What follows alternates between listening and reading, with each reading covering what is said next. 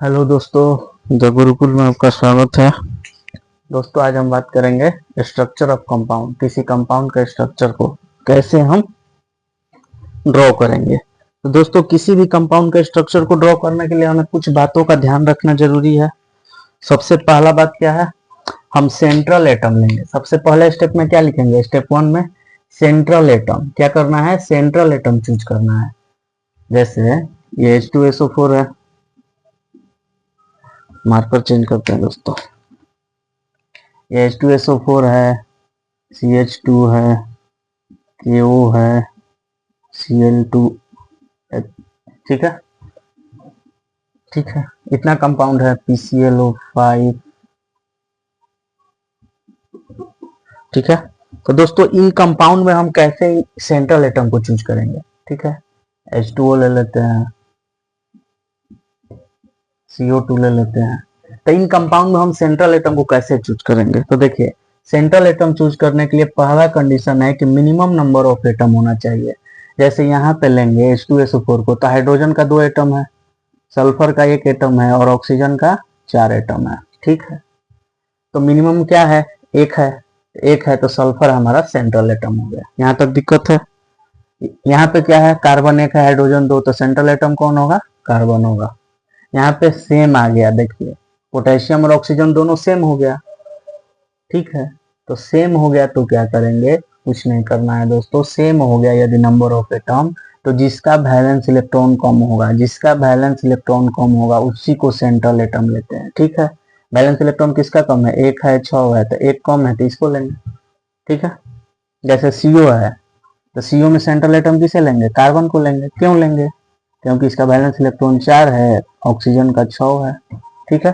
तो दोस्तों, अब हम 2 स्टेप हो गया। पहला क्या हो गया, सेंट्रल एटम। सेंट्रल एटम हम ले लिए, ठीक है।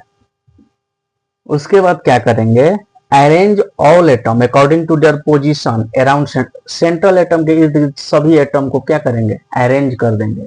और उसके बाद जितना उस सब एटम का बैलेंस इलेक्ट्रॉन है उतना डॉट उस पर पुट कर देंगे। तो दोस्तों, हम स्टार्ट करते हैं स्ट्रक्चर बनाना।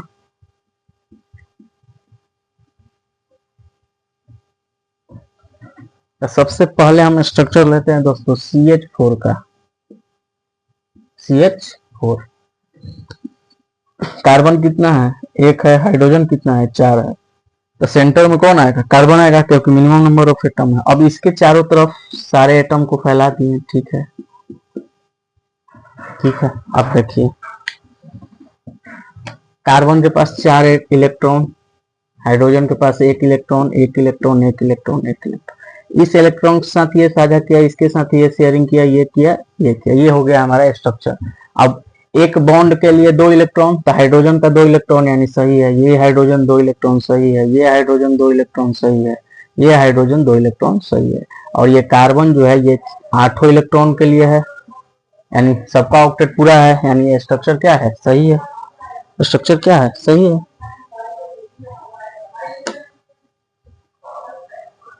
अब जैसे हम स्ट्रक्चर ड्रॉ करते हैं दोस्तों H2SO4 का,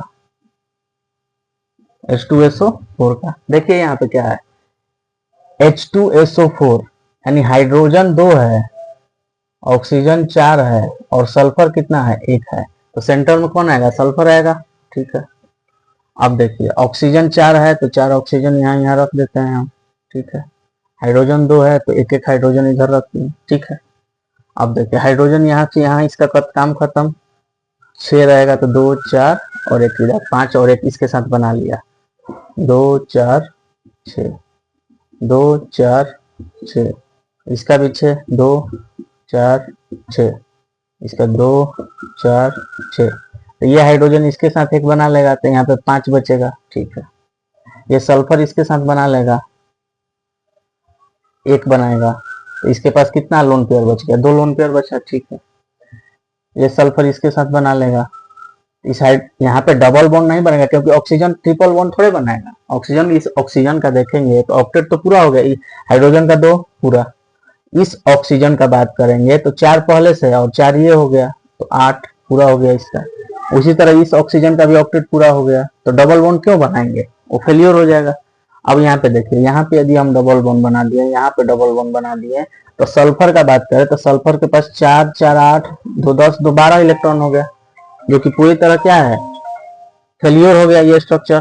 तो क्या करेंगे, ये सल्फर जो है, ये लोन पेयर जो है इसको दे देगा। सल्फर क्या करेगा, ये लोन पेयर इसको दे देगा, ये स्टेबल हो गया। ये सल्फर ऑलरेडी स्टेबल है, 4 2 6 2 8। तो दोस्तों H2SO4 का स्ट्रक्चर हमारा बनके रेडी है। ठीक है, यहाँ पे सल्फर डबल बॉन्ड नहीं बना रहा है, क्यों नहीं बना रहा है, कि अगर डबल बॉन्ड बना देगा तो सल्फर का तो इलेक्ट्रॉन कितना बॉन्ड बना लेगा, देखिए 4 2 6 2 8 और ये फिर 4 12 इलेक्ट्रॉन हो जाएंगे, जो कि स्टेबिलिटी के लिए कितना चाहिए, 8 चाहिए। तो 12 इलेक्ट्रॉन कैसे बनाएगा। कोई भी एटम जो है मैक्सिमम, कोई भी एटम मैक्सिमम कितने बॉन्ड बना सकता है, तो मैक्सिमम बॉन्ड जो है वो अपने वैलेंस इलेक्ट्रॉन के बराबर बना सकता है। तो सल्फर का वैलेंस इलेक्ट्रॉन कितना है, 6 है। तो सल्फर कितना बॉन्ड बना सकता है, मैक्सिमम 6। तो 2 3 4, सल्फर कितना बॉन्ड बना चुका है, डबल बॉन्ड बना लिया, एक सिंगल बॉन्ड इधर और एक सिंगल बॉन्ड, तो 6 इलेक्ट्रॉन ये क्या किया, शेयर कर चुका है। तो फिर कहां से देगा। ठीक है दोस्तों, अब आगे बढ़ते हैं।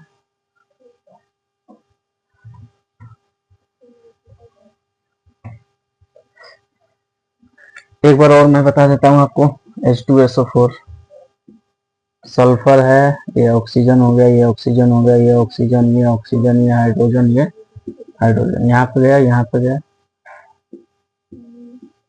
अब देखिए दोस्तों, सल्फर यहाँ पे 4 बॉन्ड बनाया है, ठीक है, यहाँ पे 5वां बॉन्ड बनाएगा और यहाँ पे ये 6ठा बॉन्ड बनाएगा।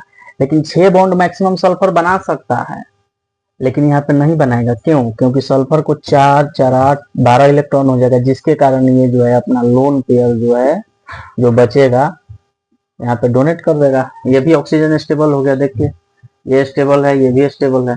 तो दोस्तों पिछले जो स्ट्रक्चर मैं बना रहा था उसमें मैं यही समझाना चाह रहा था। ठीक है, अब देखिए, अभी हम स्ट्रक्चर लेंगे दोस्तों, बहुत सारा स्ट्रक्चर है, मैं लेता हूं। अब देखिए दोस्तों, स्ट्रक्चर ले रहे हैं हम, स्ट्रक्चर लेंगे हम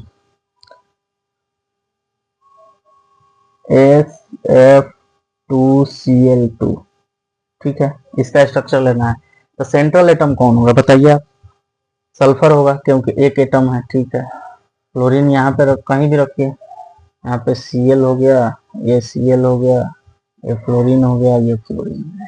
ठीक है, अब देखिए इसके साथ ये बना लेगा, इसके साथ बनाएगा, इसके साथ बनाएगा, इसके साथ बनाएगा। अब देखिए स्टेबल है कि नहीं। सल्फर के पास कितने वैलेंस इलेक्ट्रॉन था, 6। तो 2 4 6 8, ये तो खत्म हो गया, और एक लोन पेयर इसके पास बच जाएगा। क्लोरीन के पास कितना लोन पेयर बचेगा, 1 2 और 3। इसके पास भी 1 2 और 3, इसके पास भी 3 लोन पेयर बचेंगे। क्यों बचेंगे, क्योंकि इनके पास 7 बैलेंस इलेक्ट्रॉन है, एक का यूज किया, बाकी 6 क्या हो गए, रेस्ट रह गए। तो लोन पेयर ये सब है। ठीक है, ये तो आप समझ रहे हैं ना, ये लोन पेयर है। क्लोरीन के पास 7 बैलेंस इलेक्ट्रॉन था, एक का इसने क्या किया, बॉन्ड में यूज किया, तो बाकी 6 तो बच गए। तो 6 बचे, तो ये 3 लोन पेयर यहाँ पे, 3 लोन पेयर यहाँ पे, 3 लोन पेयर यहाँ पे, 3 लोन पेयर यहाँ पे। और सल्फर के पास 6 इलेक्ट्रॉन था, तो 4 का तो शेयरिंग में यूज कर लिया, 2 बच गए, तो एक लोन पेयर इसके पास बच गया। तो दोस्तों स्ट्रक्चर ऑफ कंपाउंड से आप लोन पेयर का भी पता लगा सकते हैं। ठीक है,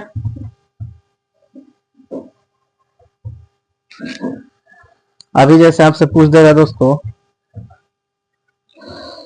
SO2 का स्ट्रक्चर बनाइए।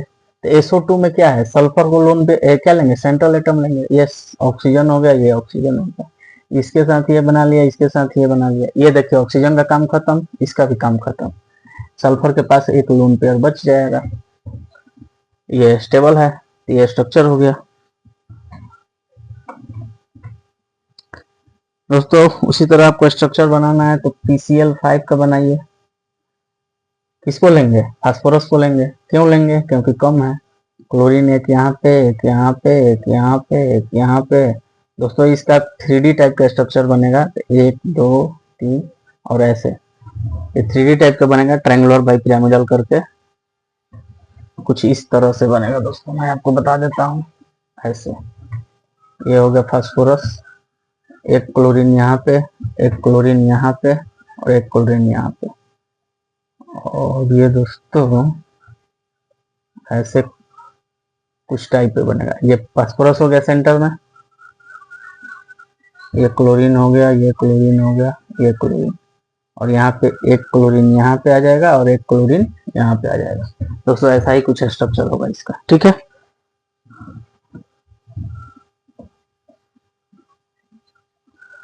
जैसे आपसे दोस्तों स्ट्रक्चर पूछ देगा अभी किसी भी चीज का, आप जो भी CO2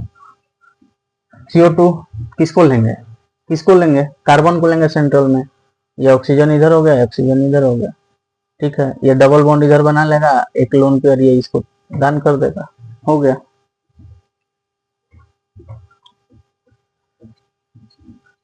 CO कार्बन हो गया, ऑक्सीजन हो गया, कार्बन सेंट्रल एटम में है, यहाँ डबल बॉन्ड बनाया, ठीक है, C डबल बॉन्ड O, ठीक है। और ऑक्सीजन जो एक लोन पेयर इसको डोनेट कर देगा, कार्बन स्टेबल हो जाएगा। नहीं समझे आप दोस्तों, कार्बन और ऑक्सीजन हो गया, कार्बन के पास 4 इलेक्ट्रॉन है, ऑक्सीजन के पास 6 इलेक्ट्रॉन है, ठीक है। यहाँ पे ये डबल बॉन्ड बन गया तो ये ऑक्सीजन तो स्टेबल हो गया, लेकिन कार्बन स्टेबल हुआ क्या, 4 और 2 6 इलेक्ट्रॉन हुआ, इसको स्टेबिलिटी के लिए 8 चाहिए, तो ये एक लोन पेयर इसको दे देगा, ये स्टेबल हो गया, ठीक है, ठीक है।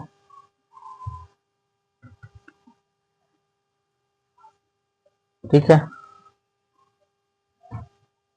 दोस्तों, इसी तरह आपसे पूछेगा NH3 का स्ट्रक्चर कैसे बनेगा, बना सकते हैं आप। ये नाइट्रोजन हो गया, एक एक हाइड्रोजन दे दीजिए, एक लोन पेयर बच जाएगा।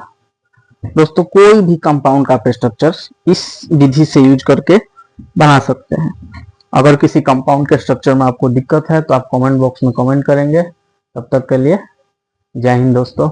आप चैनल को लाइक करेंगे, सब्सक्राइब